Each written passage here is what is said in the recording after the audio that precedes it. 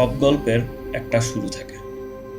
আমাদের গল্প শুরু হয়েছিল ২৯ অক্টোবর ঢাকা শহরের এক ব্যস্ত বিকেল থেকে। আমরা চারজন, আমি, মাহির, ইশতিয়াক, সুদীপ্ত, চারজনের চারটা স্বপ্ন, কিন্তু লক্ষ্য একটাই, হিমালয়ের পথযাত্রা।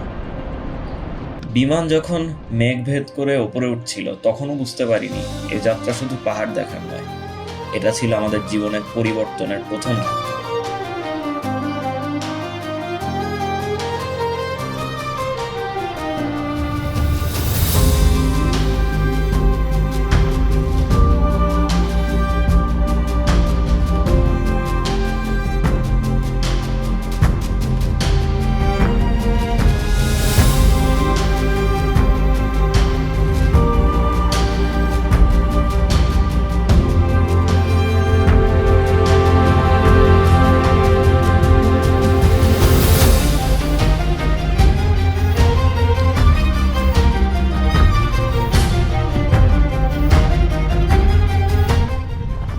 আজকে সব কিছু ঠিকঠাক থাকলে এবিসি কন্ট্রোল করে ফেলবো।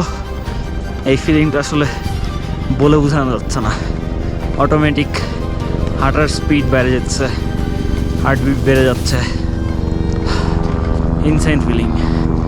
লেটস সি কি হয়।